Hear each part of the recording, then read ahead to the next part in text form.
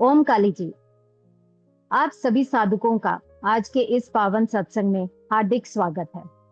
माँ काली महादेव जी की असीम कृपा से हमें गुरु वाणी से एक ऐसे विषय पर मनन करने को मिल रहा है, गुण और अवगुण, जो केवल सुनने का नहीं बल्कि अपने जीवन में उतारने का विषय है।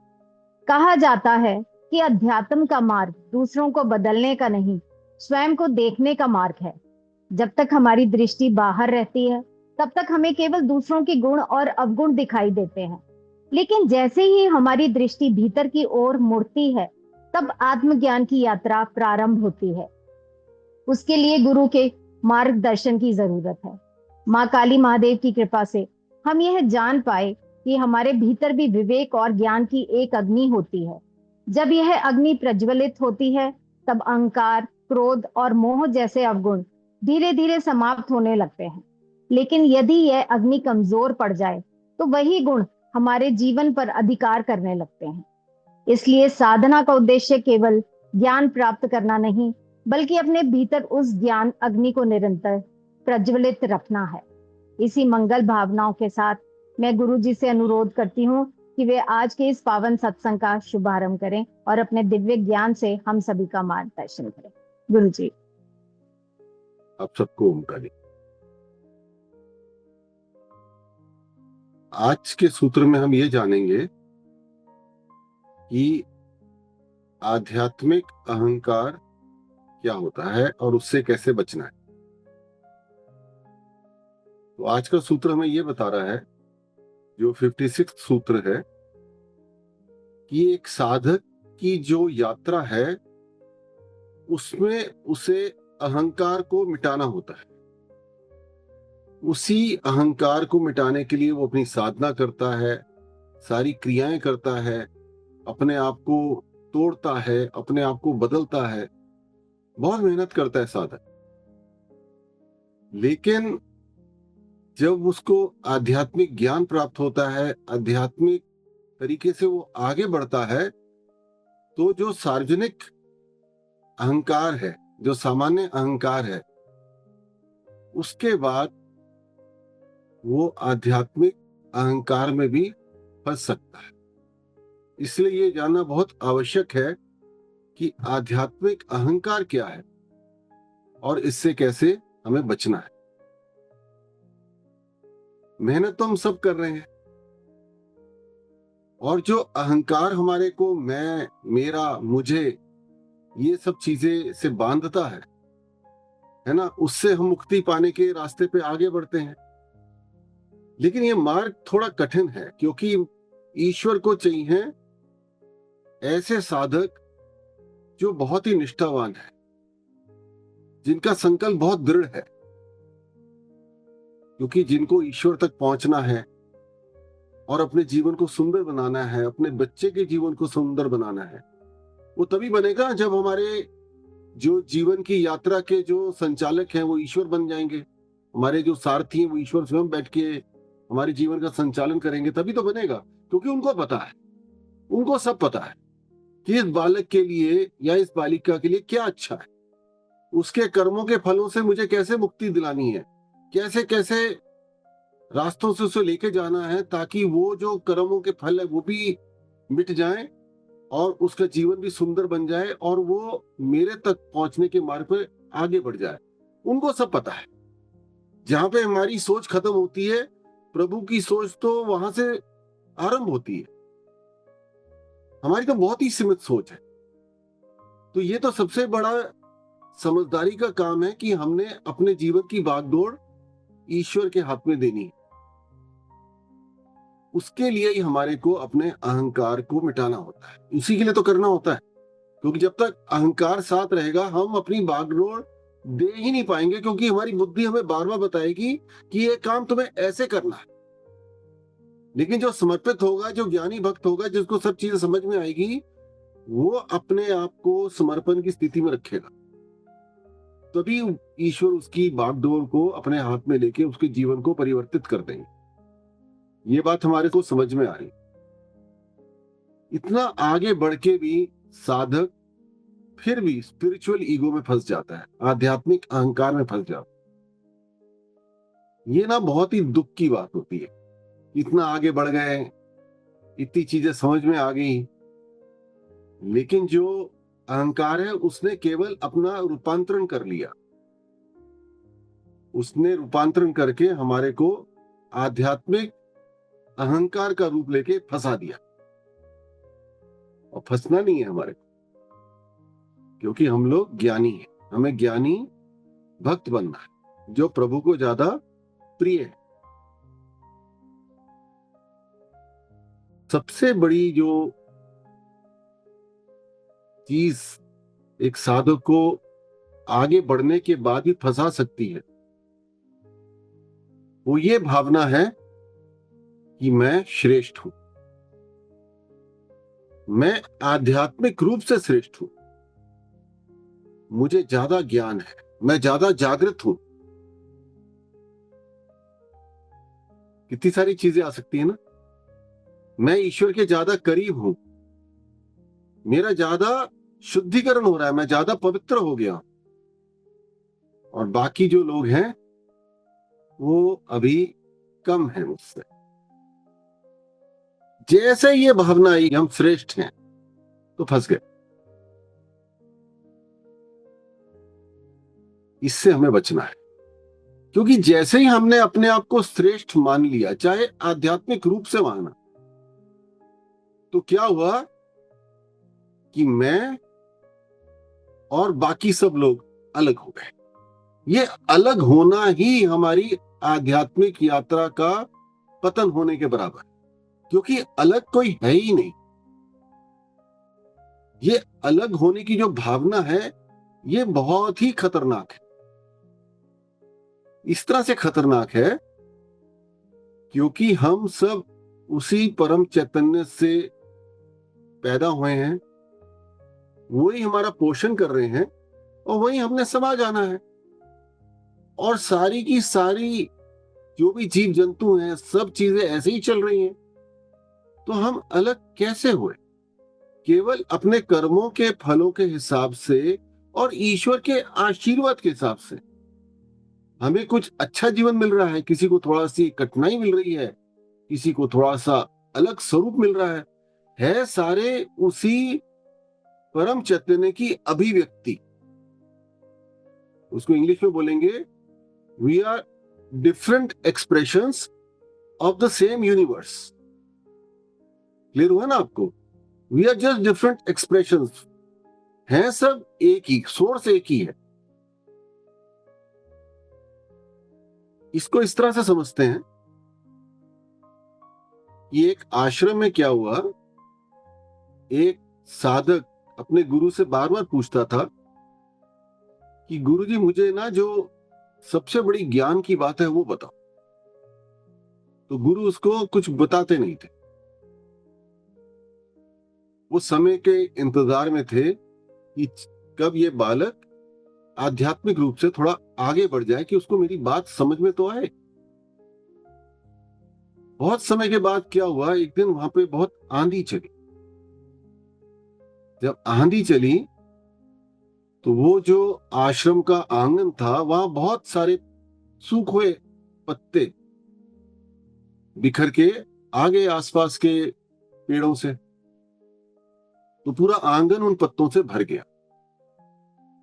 तो उन गुरुजी ने अपने शिष्य को बुलाया और बोला, मुझे एक बात बताओ कि क्या इन पत्तों में और हम में कोई फर्क है? उसने कहा, हाँ गुरुजी बहुत फर्क है। ये कहाँ ये पत्ते हैं, कहाँ हम जो हैं एक इंसान के रूप में हैं, हम ईश्वर की साधना कर रहे हैं, आराधना कर रहे हैं, बहुत फर्क है गुरुजी। तो उनके गुरु ने समझाया कि बेटा एक बात बताओ, ये जो पत्ता है इसको यहां कौन लेके आया? इसको आंधी लेके आई। इस पत्ते के अंदर जो रस है, जो उसको जीवन प्रदान कर रहा है या कर रहा था, उसको सूर्य देव ने ही पोषण किया है। और इसको जो तुम देख रहे हो अपने नेत्रों से, वो नेत्र भी तुम्हारे को ईश्वर ने दिए हुए हैं। तो कहां फर्क है? इसकी उत्पत्ति भी उसी ईश्वर से हुई है, तुम्हारी उत्पत्ति भी उसी ईश्वर से हुई है, ये सूर्य भी उसी ईश्वर की देन है, ये जो वायु है वो भी उनकी देन है, और सब पृथ्वी से उत्पन्न हो रहा है, सबका पोषण पृथ्वी कर रही है। तो फर्क कहां है? केवल उस ब्रह्मांड की जो अभिव्यक्ति है वो अलग अलग, तुम अलग हो देखने में, ये अलग है देखने में, इसका जीवन अलग है, तुम्हारा अलग है। लेकिन अगर उसको गहराई से देखो तो तुम अपने में पूर्ण हो, और ये भी अपने में पूर्ण है। अगर तुमने एक जीवन को देखना है, इस यूनिवर्स को देखना है, इस ब्रह्मांड को देखना है, पूरे में पूरा ब्रह्मांड समाया हुआ है, कोई भी अंतर नहीं है। तुम पूरे ब्रह्मांड को इस पत्ते में भी देख सकते हो, तुम उसी ब्रह्मांड को एक फूल में भी देख सकते हो, तुम उसी ब्रह्मांड को एक पशु में देख सकते हो, और तुम उसी ब्रह्मांड को एक मनुष्य में देख सकते हो। सभी उसी ब्रह्मांड की उत्पत्ति है, उसी ब्रह्मांड से पोषण हो रहा है, उसी में इन्होंने समा जाना है। तो उसी ब्रह्मांड की अभिव्यक्ति है, उसका एक्सप्रेशन है, कोई भी फर्क नहीं है। जिस दिन तुम इस बात को समझ जाओगे उस दिन तुम्हारे अहंकार का क्षय हो जाए, उस दिन सब कुछ एक समान हो जाएंगे, और वहां तक ही पहुंचना है। तो कोई श्रेष्ठ है ही नहीं, हम कहां से श्रेष्ठ हो गए? भावना एक साधक को भी पकड़ सकती है कि मैं ज्यादा श्रेष्ठ हूं क्योंकि मैं आध्यात्मिक मार्ग पे हूं, मेरा पवित्रीकरण हो रहा है, मैं साधना बड़ी अच्छी कर रहा हूं, मैं ईश्वर के करीब जा रहा हूं, मेरे को अपने जीवन का लक्ष्य समझ में आ गया। अरे आपको जो समझ में आया वो भी कृपा है, वो सारा ही कृपा है, और उस कृपा के कारण आपको अति साधारण होना है, हर समय अति साधारण। जितना हम आध्यात्मिक रूप से आगे बढ़ेंगे उतना ही अपने आप को साधारण समझिए, तो आध्यात्मिक अहंकार में फंसेंगे नहीं। इस अहंकार को ना समझना, उसको पहचानना बड़ा कठिन है, ये कहीं से भी घुस जाता है। हमें लग रहा है हम ईश्वर के कार्य कर रहे हैं, लेकिन वहां भी घुस जाता है। तो सबसे पहली जो बात है हमें समझनी है कि हम श्रेष्ठ नहीं हैं, हम सब सामान्य हैं, सबके समान है। इस सृष्टि की जो भी उपज है सब एक समान। क्लियर है ना आपको बात? और ये गुण होता है एक गुरु का। जब गुरु की पहचान करनी हो तो देखिए क्या वो अपने आप को श्रेष्ठ समझ रहा है या नहीं समझ रहा है। अगर समझ रहा है तो अभी गुरु बनाने लायक नहीं, अभी उसकी ही यात्रा पूर्ण नहीं हुई, तो वो आपकी यात्रा को पूर्णता की ओर कैसे लेके जा सकता है? वो तो खुद ही फंसा हुआ है। इसलिए इन बातों से हम पहचान सकते हैं, क्योंकि जब आगे बढ़ते हैं तो ये जो अहंकार हम आध्यात्मिक अहंकार बोल रहे हैं वो भी हमारी वृत्तियों से ही आ रहा है। कहीं ना कहीं पवित्रीकरण हुआ नहीं है, पूरा आधा अधूरा है। और ये मैं बात बार बार बोलता हूं, आधे अधूरे से प्राप्ति भी अधूरी रहती, और अधूरी लेके क्यों चलना? हम पूरी तरह से प्राप्ति करेंगे, पूरी तरह से ईश्वर को समझेंगे, पूरी तरह से ईश्वर समा जाएंगे, इस जीवन का जो महत्व है वो पूरी तरह से जी के जाएंगे। क्योंकि अब हमारे पास साधना भी है, हमारे पास ज्ञान भी है, हमें सब समझ में आ रहा है। इस बहुमूल्य समय को हम खोएंगे नहीं। सबसे बड़ी जो पहचान है एक साधक की, एक गुरु की भी, वो ये है कि वो अपने आप को श्रेष्ठ नहीं मानता, वो अपने लिए कोई अलग आसन नहीं रखता, वो अपने लिए लोगों से ये नहीं कहता मेरी आरती करो, क्योंकि सब तो एक समान है, किससे किसकी आरती कराएं? उसको समझ में आ गया ना, सब एक समान तो है, सब उसी सृष्टि की अभिव्यक्ति। क्लियर हो आपको? दूसरा जो शत्रु है साधक का, जो आध्यात्मिक अहंकार के रूप में उसके भीतर प्रवेश कर सकता है, यह भी बहुत खतरनाक है। और यह भी अपनी वृत्तियों से ही आ रहा है, पूरी तरह से शुद्धिकरण नहीं हुआ है, इसीलिए आ रहा है, इसीलिए सतर्क होना है। और वो है कि हम दूसरों को लेके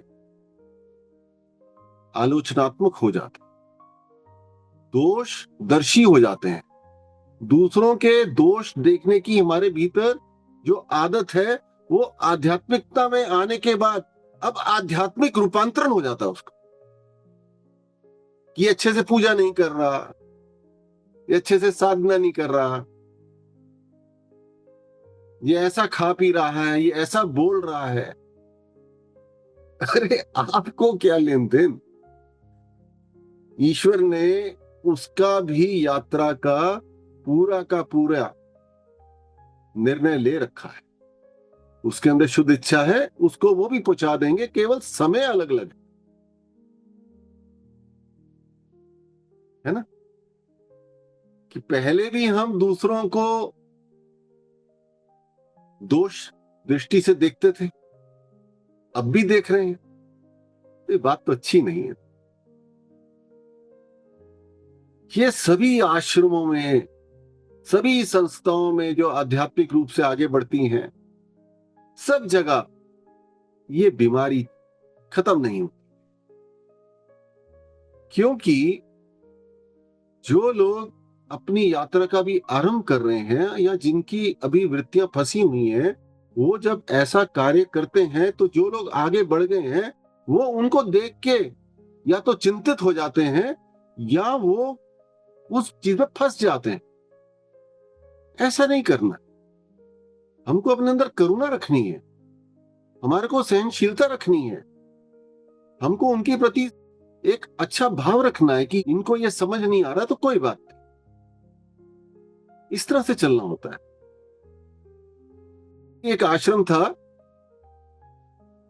उसमें क्या हुआ कि जितने भी शिष्य थे ज्यादातर ने गुटबंदी बना ली, आपस में लड़ने झगड़ने लग गए, और यहां तक कि आसपास के भी जब गांव के लोग आते थे उनसे भी लड़ने लग जाते। गुरुजी बड़े परेशान हो गए।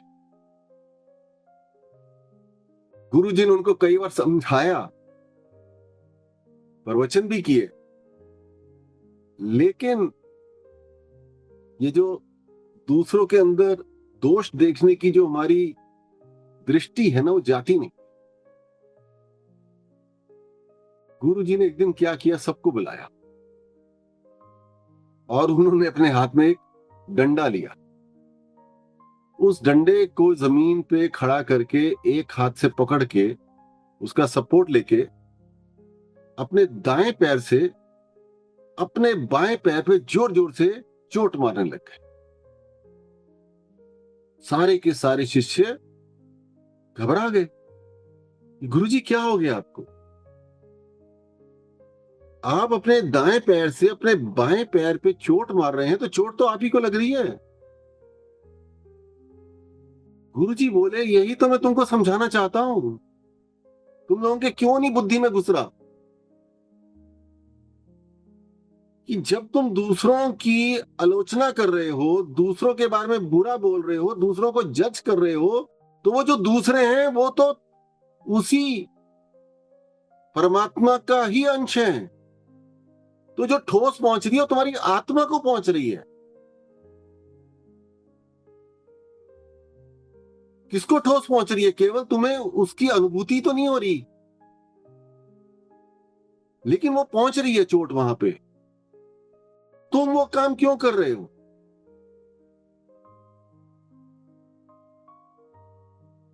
इस ब्रह्मांड से जिससे तुम्हारी उत्पत्ति हुई है, उसी से सबकी जब उत्पत्ति हुई है, तो तुम्हारे को क्या अधिकार है कि तुम किसी के बारे में कोई भी ऐसी बात करो जो उसके दोष को दिखाए। आप अच्छी बात करो ना, क्योंकि वो जो भी कर रहा है उसके कर्म फल के हिसाब से कर रहा है, वो प्रभु ठीक कर देंगे।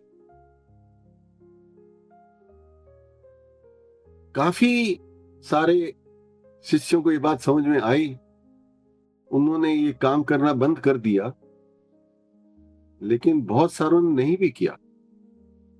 लेकिन बाकी सबका थोड़ा रूपांतरण ये हो गया कि उनके प्रति उन्होंने थोड़ा सा अपने भीतर करुणा भाव जागृत किया, थोड़ा प्रेम जागृत किया। ये हमारे भाई बंधु हैं, थोड़ा समय लग रहा है, कोई बात नहीं। गुरु का भी यही काम होता है कि वो सबके दोषों को नहीं देखता है, उसे देखा ही नहीं जाता है। उसको एक ही चीज दिखती है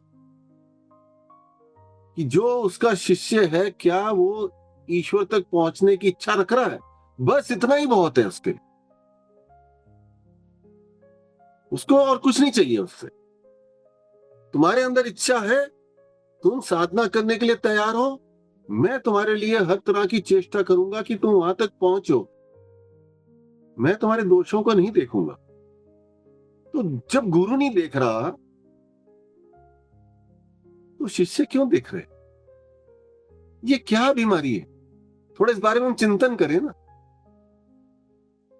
ऐसी बात नहीं है कि हमारी संस्था बच रही है इस चीज से, हम भी फंसे हुए हैं। हमारे यहां भी कई लोग फंस रहे हैं। जो लोग फंस रहे हैं वो आत्मचिंतन करें कि मैं दूसरों के दोषों को क्यों देखूं। और जो लोग कर रहे हैं उनको हम लोग जो नहीं कर रहे हैं ज्यादा ज्ञान भी ना दें, प्यार से बात करें, प्यार से समझाएं। जब समय आएगा, हो सकता है ईश्वर कृपा हो जाए तो छोड़ दे।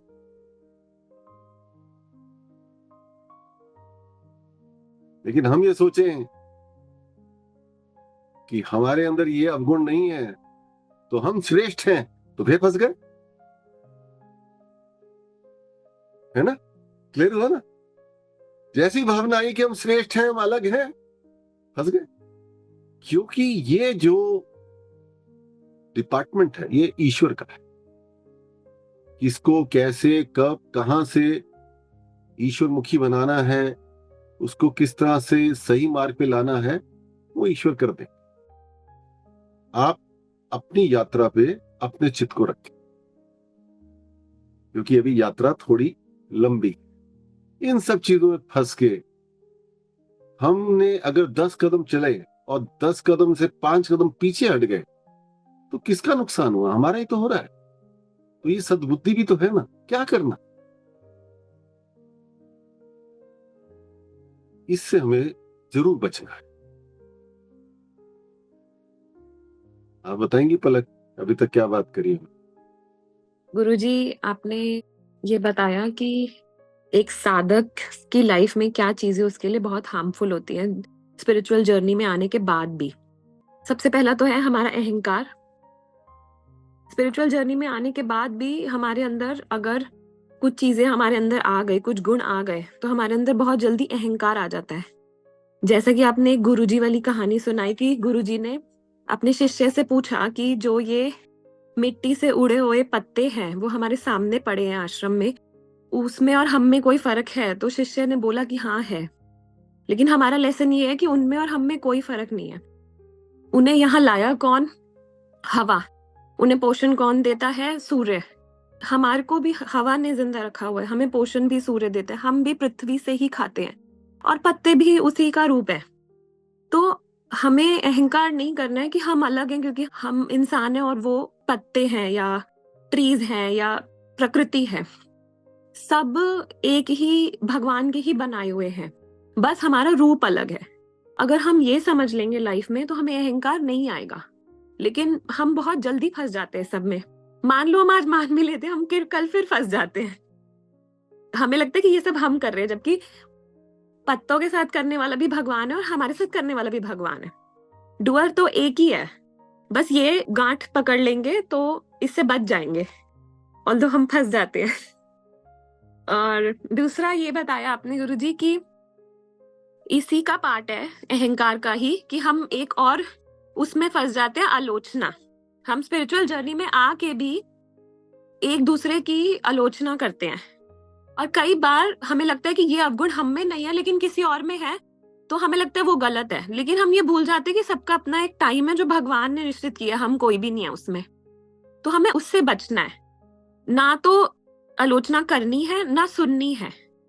और दूसरे में अवगुण देख रहे हैं तो फिर से हम अपने आप को श्रेष्ठ मान रहे हैं, फिर से हम वही फर्स्ट पॉइंट पे चले गए कि हमारे अंदर अहंकार है। तो हम अगर अपने आप को लोगों से श्रेष्ठ नहीं मानेंगे, जैसा कि आपने एक पहले वाले सत्संग में बोला था कि नीचा मानेंगे, तो हम सब में भगवान देखेंगे, और हमें वही करना है। और आलोचना तो नहीं करनी है और ना सुननी है। ओम काली। बहुत बढ़िया बोला आपने। आज हम लोग एक संकल्प तो करें कि हम लोग आलोचना नहीं करें। मैं सच्ची थक जाता हूं जब माता रानी के भक्तों के फोन आते हैं, और मेरी आदत है मैं सबके फोन उठाता हूं, सबसे बात करता हूं, और मेरे से आलोचना करने लग जाते हैं। मैं मन में सोचता हूं कि कुछ तो मेरे समय का आप लोग इम्पोर्टेंस समझिए ना, कि मैं नहीं बोल रहा हूं तो इसका मतलब ये तो नहीं है कि मेरे पास समय ही समय है, क्योंकि आप सब मेरे बच्चे हैं, मुझे आपकी सुननी है, ये माता रानी ने मुझे काम दिया है। लेकिन आपका भी तो काम बनता है ना कि आप कम से कम वो काम ना करें जो मुझे दुख देता है। कि जब मेरे ही शिष्यों को, माँ के ही भक्तों को एक भक्त दूसरे भक्त की आलोचना करता है ना, कानों को अच्छा नहीं लगता, हृदय को अच्छा नहीं लगता, बुद्धि को नहीं अच्छा लगता, मन को नहीं अच्छा लगता, कोई भी इंद्री को अच्छा नहीं लग रहा। सुनना पड़ रहा है, समझा भी रहा हूं कि मुझसे मत करो, फिर भी कर रहे हैं। इतना हम जरूर संकल्प करें आज के दिन, ये आलोचना करने का सिलसिला बंद करते हैं। कम से कम जो हम आज शिव काली बोध में जितने लोग हैं, जो शिव काली बोध की नींव स्थापना का कार्य की जिम्मेदारी मिली है भगवान से, वो ये काम ना करे ताकि आने वाले लोग आप सबसे प्रेरणा लेके वो भी ये काम ना करें।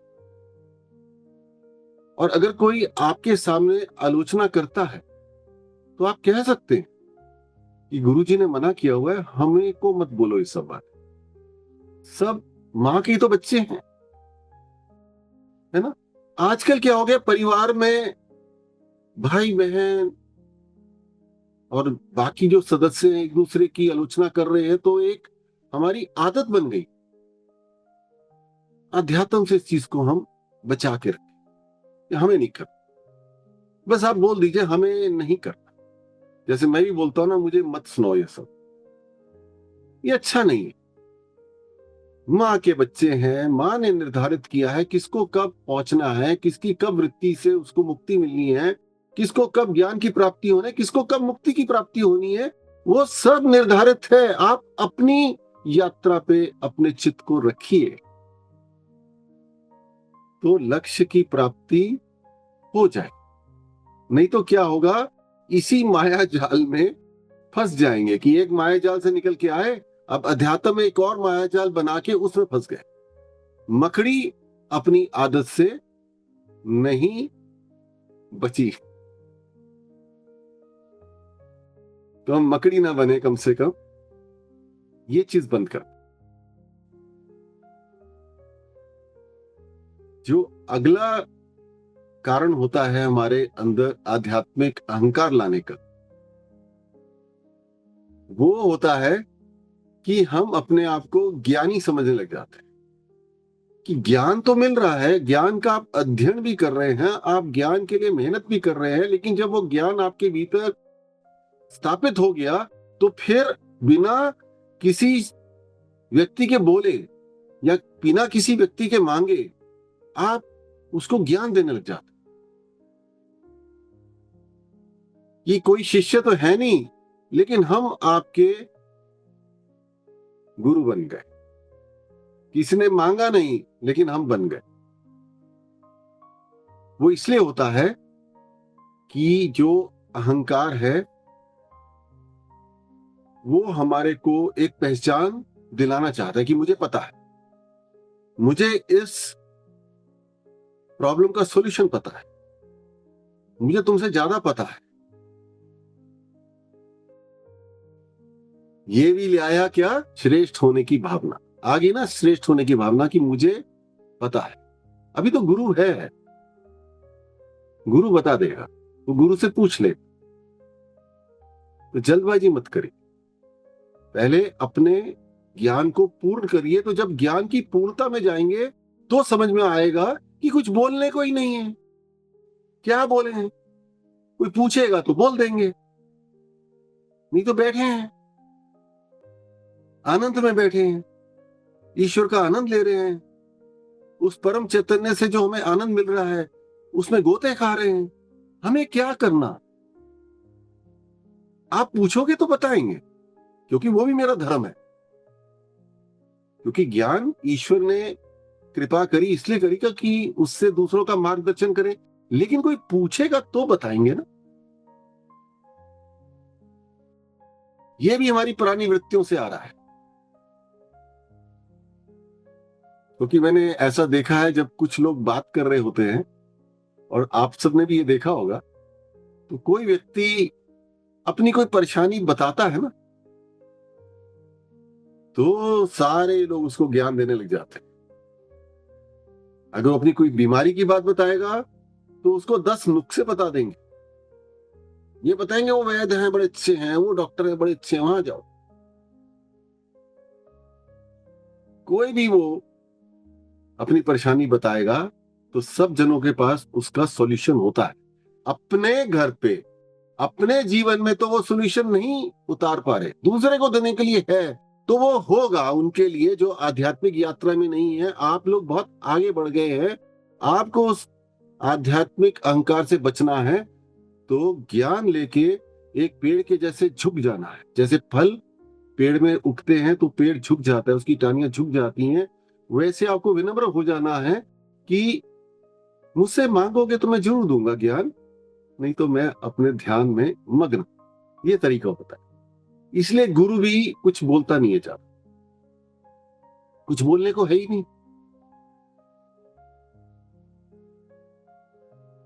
क्लियर हो आपको बात?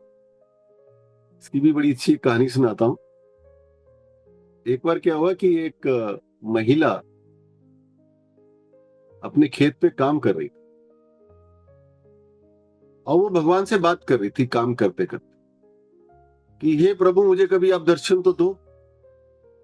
मेरे घर पे गाय बंध रही है, मैं अपनी गाय का दूध निकाल के आपको बहुत अच्छी खीर खिलाना चाहती हूँ। मेरे पास एक साड़ी भी रखी है, मैंने अपने संदूक में संभाल के, कि जब आप दर्शन दोगे तो मैं साड़ी आपको पहना के आपका चेहरा देख के आनंद लूंगी। मैंने श्रृंगार का सामान भी रखा है कि जब माता रानी आप मुझे दर्शन दोगे तो मैं आपका श्रृंगार भी करूंगी। वो इस तरह से बात कर रही होती है। तो वहां से एक साधु गुजरते, उनको अद्वैत का बहुत ज्ञान होता है। अद्वैत हो गया कि ईश्वर और हम सब एक ही तो हैं। तो वो उसको बोलते हैं, अरे अनपढ़ महिला, तुझे कुछ पता है? भगवान कोई ऐसे कोई स्वरूप लेके थोड़ी आएंगे तेरे सामने जिनका तू श्रृंगार करेगी, जिनको तू खीर खिलाएगी। कुछ पता है तेरे को? भगवान तो इस परम चैतन्य के रूप में सब जगह व्याप्त हैं। तो थोड़ा ज्ञान तो ले तू। और ऐसा कह के वो वहां से चला जाता। वो महिला बेचारी डर जाती है कि मैंने तो कुछ बहुत बड़ा पाप कर दिया, अब तो भगवान मुझसे नाराज हो जाएंगे। वो रोने लग जाती है, कहती प्रभु मुझे क्षमा करो, मैं पता नहीं क्या क्या बोल गई अपनी अज्ञानता में। अब वो जो साधु होते हैं वो 3-4 दिन बाद किसी गुरु की कुटिया में पहुंचते हैं, और वहां गुरु ये ज्ञान दे रहे होते हैं जो वो सुनते हैं। और वो यही ज्ञान होता है कि जब तक तुम्हारा ज्ञान कोई मांगे ना तो उसको नहीं देना है। प्रभु जिसको जिस रूप में दर्शन देना चाहे देंगे। और प्रभु तो कोई शब्द थोड़ी सुन रहे हैं, वो तो भावना देख रहे हैं। उनको अंदर का भी पता है, उसको पिछला भी पता है, अगला भी पता है, उनको सब पता है। तो तुम्हारे को किसी की भी भावना में कोई ठोस पहुंचाने का अधिकार नहीं है। उस साधु की आंखें खुल जाती कि मैंने तो बहुत बड़ा पाप कर दिया। वो वापस जाता है, उस महिला को ढूंढते ढूंढते उसके गांव पहुंचता है और उसके पैर पकड़ के माफी मांगता है कि माता मेरे से गलती हो गई। तूने जिस स्वरूप में देखना है ईश्वर को तू देख, वो तेरे को उस स्वरूप में दर्शन देंगे, क्योंकि वो भावना देने वाले भी ईश्वर हैं, है ना। कि सब कुछ ईश्वर है। भावना देने वाले ईश्वर, किस स्वरूप में आना है वो ईश्वर, किसको कितना ज्ञान देना है वो ईश्वर, कौन कहां तक पहुंचेगा वो ईश्वर। तो आप तो इस चीज के अधिकारी ही नहीं है कि आप उस किसी को अपना ज्ञान दिखा के उसको छोटा दिखाएं।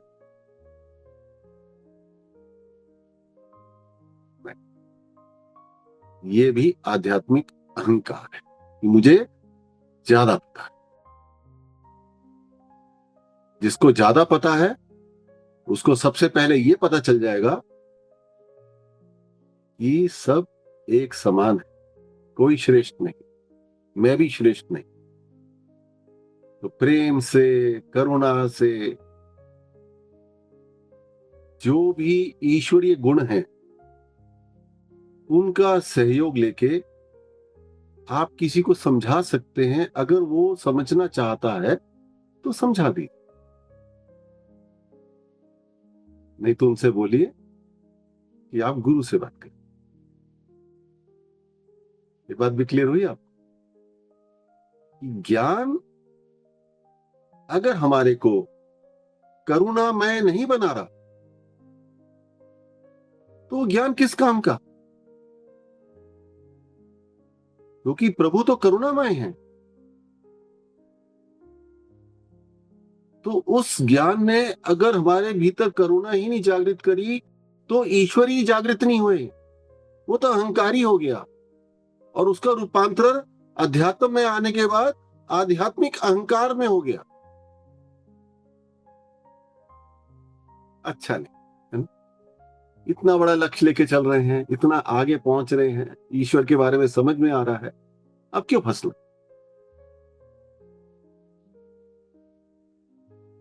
इसीलिए हमारे को उस ज्ञान को धारण करना है जो हमारे को करुणामय बना दे, प्रेममय बना दे,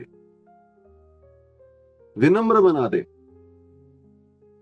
झुकना सिखा दे, सहनशील बना दे। वो ज्ञान, जो ज्ञान हमारे को ये सब नहीं बना रहा, उसमें कुछ कमी है या तुम्हारे गुरु में कमी, तो सोच लो क्या करना है।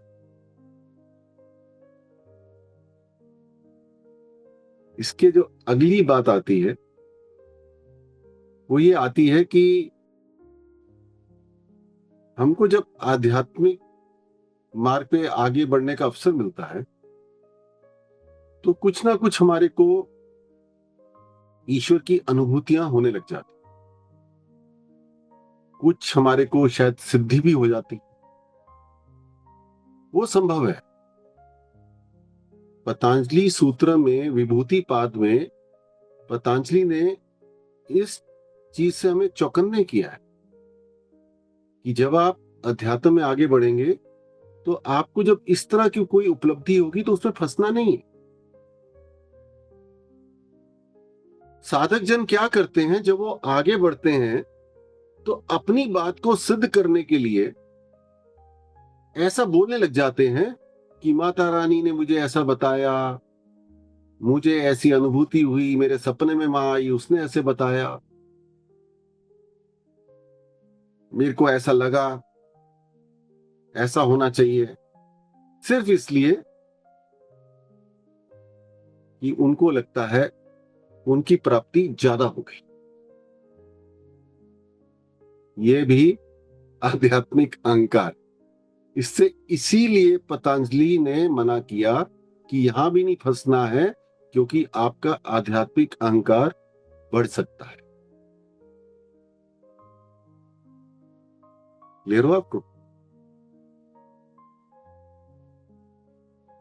कुछ भी बोल देंगे लोग अपनी बात बताने के लिए। माँ ऐसा चाहती हैं। अरे आपको कैसे पता माँ ऐसा चाहती हैं? आपने कौन सी डिग्री ले ली?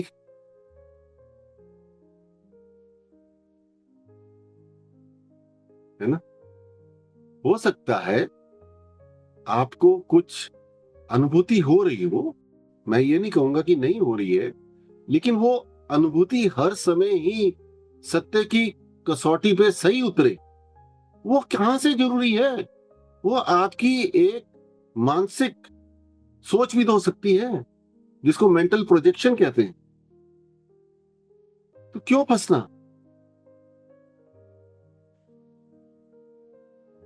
पहले आप मुक्ति तक तो पहुंचिए, जहां पे आपका शिव के साथ मिलन हो गया, आप उस डिवाइन कॉन्शियसनेस से पूरी तरह से जुड़ गए। फिर आपको जो भी इंफॉर्मेशन आएगी वो हर समय सही होगी। लेकिन वहां भी फंस सकते हैं, वहां भी यही बोलना है कृपा है बस। और अगर सच्ची में कोई उपलब्धि हो गई, अगर सच्ची में आपके ऐसे तार जुड़ गए ईश्वर के साथ जो अटूट है, क्योंकि अगर आपके अहंकार का पूरी तरह से नाश हो गया तभी वो तार अटूट होगा, नहीं तो अहंकार कभी भी तोड़ देगा। तो अगर आप उस अहंकार के क्षय होने की पूर्व स्थिति में पहुंच गए, तो आप एक आध्यात्मिक चिकित्सक बन जाएंगे। You will become a spiritual healer. तो पुष्टि होगी कि आपके तार जुड़ गए। उससे पहले आधे अधूरे हैं, तो आधा अधूरा अपनी बातों को सही बोलने के लिए ईश्वर से अपने संबंध को इस तरह से मत दिखाइए कि पूरा जुड़ गया। गलत बात है, ये समाज में बहुत हो रहा है। हम ना करें एसकेबी में कम से कम, क्योंकि उससे हमारा भी पतन होगा और जो लोग हमारे को थोड़ा बहुत मानते हैं उनको भी नुकसान पहुंचेगा। अच्छी बात। मैंने आपको 3 बहुत अहम बात बताई है ना। I am nothing, I know nothing, I will know nothing.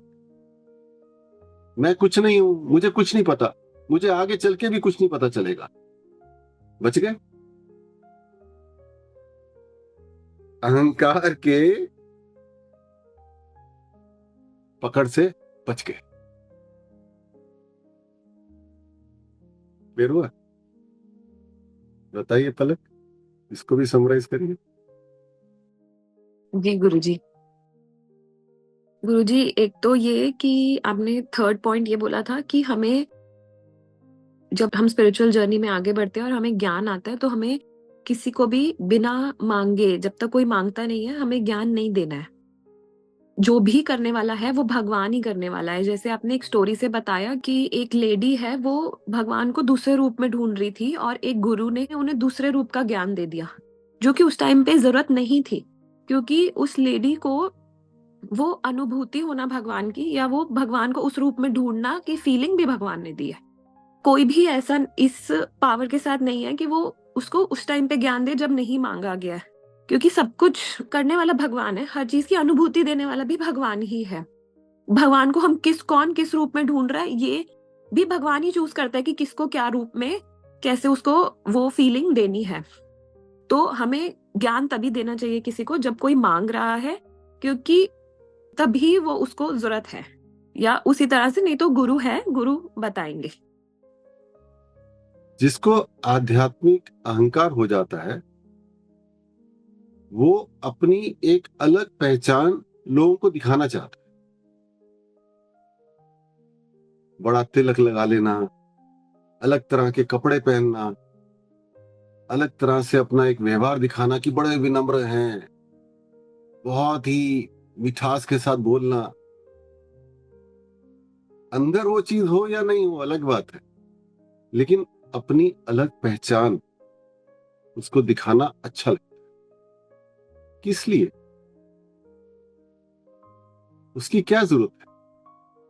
आप पूजा पे जा रहे हैं, आप अच्छे से कपड़े पहन के जा रहे हैं, साड़ी पहन के जा रहे हैं, सूट पहन के जा रहे हैं, वो सब अच्छा है, लेकिन कुछ ज्यादा ही अलग दिखाने की भी कोई जरूरत नहीं।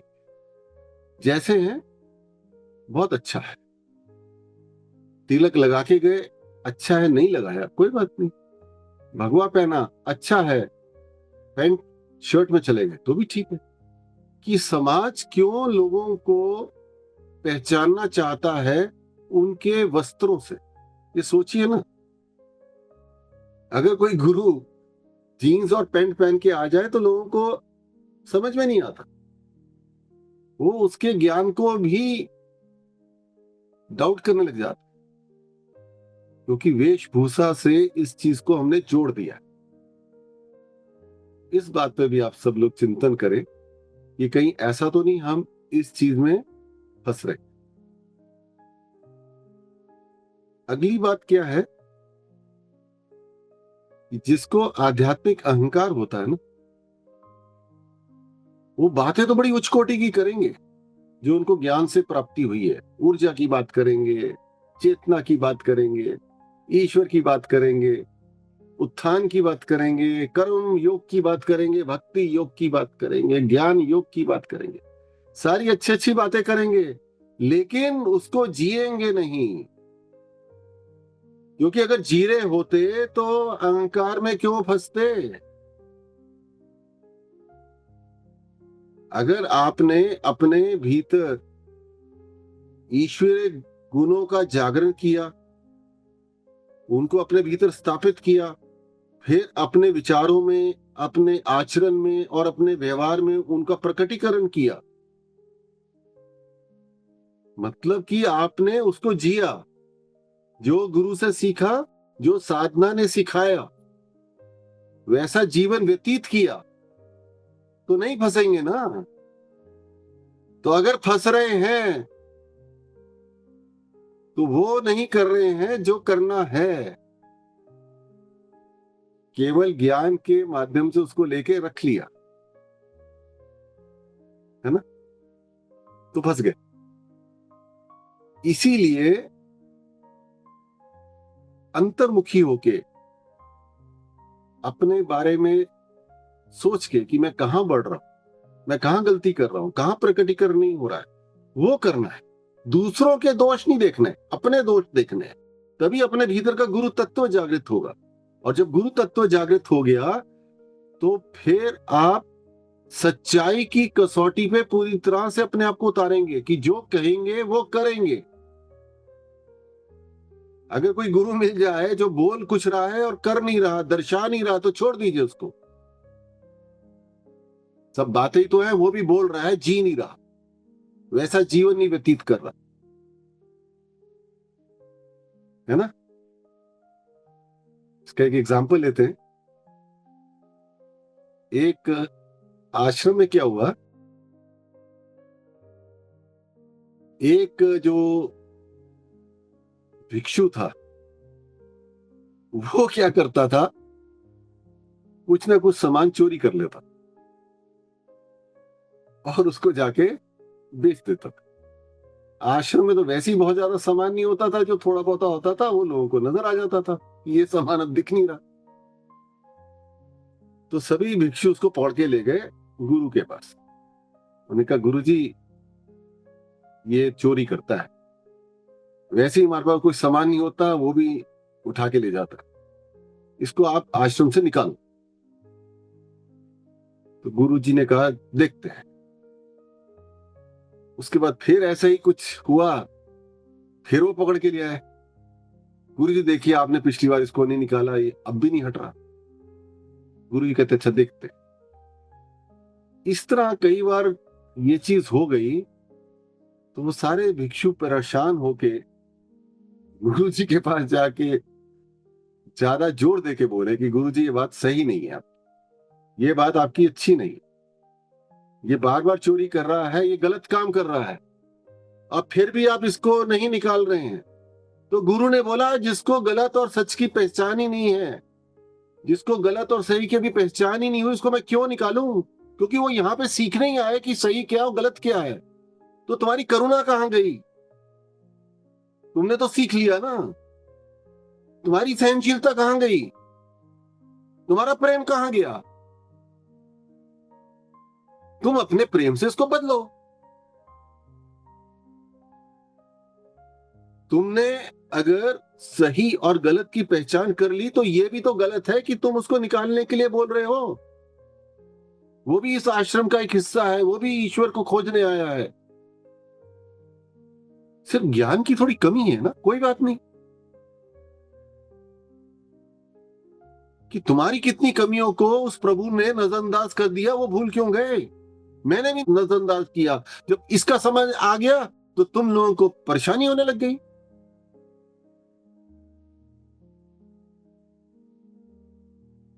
क्या बात है ये? कितने अहंकारी! इसको निकाल दो, इसके अंदर ये कमी है, इसके अंदर ये खराबी है, ये गलत है ना? तो जीना जरूरी है। जो बोल रहे हो, जो सीख रहे हो, जो समझ रहे हो, जो साधना में कर रहे हो, उसको जीना जरूरी है। नेक बनने से नेकी करना जरूरी है। तभी हम लोग आध्यात्मिक अहंकार के शिकंजे से बच सकते, नहीं तो फंस जाएंगे, पता ही नहीं चलेगा। तभी आश्रम में पॉलिटिक्स होने लग जाती है। मैं पहले सहज में था, सहज योगा, वहां भी बहुत था। लोग ऐसे कुर्ते पजामे पहन के, तिलक लगा के इतने सज्जन बनते थे, इतने सहनशील दिखाते थे अपने आप को, इतना प्रेममय। और थोड़ा सा कोई नुकसान हो जाए, थोड़ी सी कोई ऐसी बात हो जाए, तो जो नया भक्त होता था उसको डांटने लग जाता। यहां तक कि आश्रम में मियाँ बीवी भी लड़ने लग जाते। कहां गई सारी सभ्यता? ये सारा आध्यात्मिक अहंकार में आ जाता है। देर हुआ आपको मेरी बात? कि जी नहीं रहे। जो गुरु ने बोला उसका प्रकटीकरण नहीं कर रहे, गलत बात है ना। किसका बेवकूफ बना रहे हो? ईश्वर का, गुरु का, लोगों का, या अपना? मेरे ख्याल से तो अपना ही बना रहे हैं, क्योंकि ना ईश्वर को फर्क पड़ रहा है। गुरु भी अपने 2 आंसू बहा के चुप हो जाएगा, लोगों को तो फर्क पड़ता ही नहीं है। आपकी अपनी यात्रा में ही तो विघ्न पड़ रहा है, या लक्ष्य छोटा है? लक्ष्य तो छोटा नहीं है, लक्ष्य तो बड़ा है। क्योंकि जीवन को सुंदर तरीके से व्यतीत करना है, परेशानियों का समाधान चाहिए, परेशानियों से मुक्ति चाहिए, है ना? ये सब हमारे को तो दोगलेपन से कैसे होगा? इसीलिए यहां पे जो सबसे बड़ा गुण आता है एक भक्त का, वो आता है ईमानदारी। ये जो बोलेंगे, जो सीखा है, उसको हमने दिखाना भी, प्रकटीकरण करना।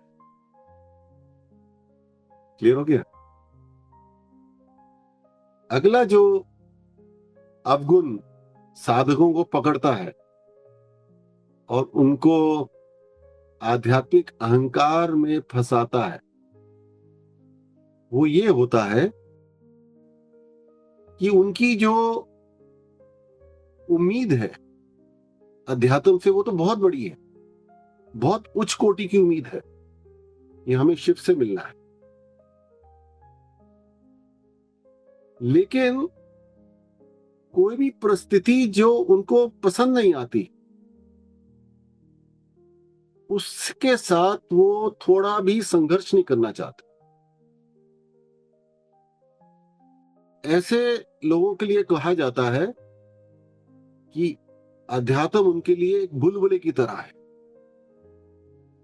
अपने हिसाब से है, लोग अपने हिसाब से बात कर रहे हैं, जीवन अपने हिसाब से चल रहा है, सब अच्छा है।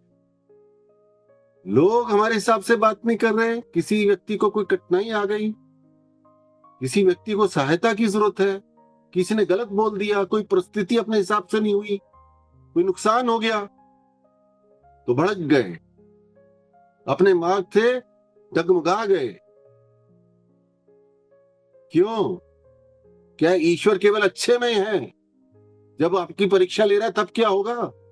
वो कोई और देने आएगा परीक्षा के, आप ही दोगे? बताइए, कौन देगा परीक्षा? भक्त हैं तो परीक्षा तो देनी पड़ेगी ना, क्या गलत है उसमें? हर परीक्षा हमारे को और शक्ति प्रदान करेगी, और ईश्वर के करीब लेके जाएगी, और जीवन को सुंदर बनाएगी। ये ऐसा ही बनाया गया है। जब भी आप कोई परीक्षा देते हैं तो अगले क्लास में जाते हैं ना, कोई कंपटीशन देते हैं तो अच्छी नौकरी में जाते हैं। तो ऐसे ही यहां पे भी है, जितनी जितनी परीक्षा में आगे बढ़ते जाएंगे उतना ही ईश्वर के करीब होते जाएंगे ना। तो सब कुछ हमारे हिसाब से क्यों हो? कोई चीज अप्रिय लग रही है, उसको भी गले लगाना है। कोई व्यक्ति अप्रिय लग रहा है, हमारे सुख शांति को वो भंग कर रहा है, उसको भी गले लगाना है, क्योंकि वो माता रानी का भक्त है। उसको अगर ठोकर मारोगे तो माता रानी ठोकर मार सकती है, मैं ये नहीं कह रहा मार देगी, माता रानी तो बहुत करुणामय है, आपके कर्मों के फलों से ही लग जाएगी, पता ही नहीं चलेगा। क्योंकि माता रानी के भक्त को आपने निम्न वर्ग का मान के उसको छोड़ दिया। माँ ने तो आपको कभी नहीं छोड़ा। तो कोई भक्त माँ का थोड़ा सा गलत बोल देता है, थोड़ा सा अच्छे से व्यवहार नहीं करता है, कोई परिस्थिति थोड़ी अच्छी नहीं होती है, तो उसका भी सामना करिए। जो हम उच्च कोटि के लक्ष्य की कामना कर रहे हैं वो भी मिल जाएगी, और सब कुछ हमारे हिसाब से अच्छा अच्छा हो तो गलत बात है। ये कैसे संभव? ये तो एक साधक की पहचान ही नहीं, ये तो आध्यात्मिक अहंकार ही नहीं है, ये तो निम्न वर्ग का अहंकार। केवल उसका रूपांतर आध्यात्मिक अहंकार में हो गया है ना। उच्च कोटि में जाना है तो ईश्वरीय स्वरूप बनना होगा, करुणामय, प्रेममय, क्षमाशील, सहनशील, निर्मल, कोमल, विनम्र होना पड़ेगा। तो उसके लिए हमें सबका सम्मान करके सबका वेलकम करना, और अपनी यात्रा को थोड़ा भी डगमगाना नहीं है। ठीक है, बिल्कुल नहीं डगूंगा। लोगों को देख के, परिस्थितियों को देख के हमें अपनी यात्रा से भटकना नहीं, क्योंकि सब चीजें मेरे हिसाब से चल रही हैं तो अच्छा है। अगर कोई चीज मेरे हिसाब से नहीं चल रही है, किसी ने मुझे कुछ बोल दिया, तो मैं इस मार्ग को छोड़ने के लिए भी तैयार हूं। अच्छी बात। क्लियर हो गया? आज का ज्ञान सूत्र हम यहीं पूरा करते हैं। अगले में हम आध्यात्मिक अहंकार के जो अवगुण हैं उनको और विस्तार से चर्चा करेंगे ताकि हमें हर चीज अच्छे से समझ में आ जाए।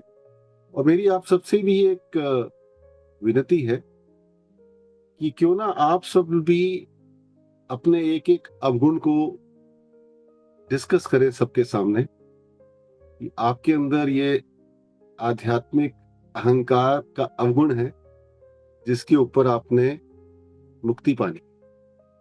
क्योंकि इस बात को आपको समझना पड़ेगा कि आध्यात्मिक अहंकार कोई अभिशाप नहीं है,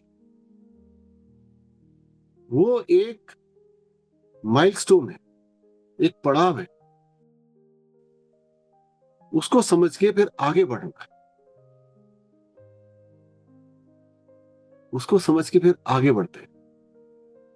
हमारी यात्रा का एक पड़ाव मानिए, उसको एक माइलस्टोन मान लीजिए, एक मील पत्थर मान लीजिए कि यहां तक पहुंच गए, अब इसको छोड़ के और आगे बढ़ना है,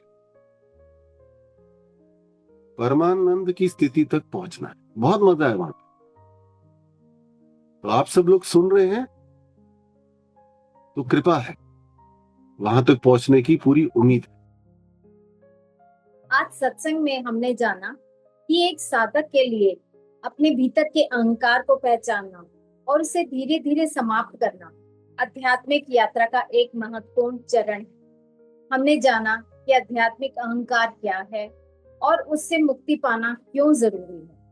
अहंकार हमें यह भ्रम देता है कि हम दूसरों से अलग हैं, श्रेष्ठ हैं या विशेष हैं, लेकिन आध्यात्मिक सत्य यह है कि हम सबका मूल स्रोत एक ही है। हम सभी उसी एक स्रोत की अभिव्यक्तियां हैं। हमने जाना कि ज्ञान के अहंकार से भी बचना है। आइए हम पत्थर नहीं वृक्ष बने, जो स्वयं भी बढ़े और अपनी छाया, फल और शीतलता से दूसरों का जीवन भी समृद्ध करे। इसी प्रार्थना के साथ आज के सत्संग को यहीं विराम देते हैं। अगले सत्संग में पुनः मिलेंगे। ओम काली। ओम काली।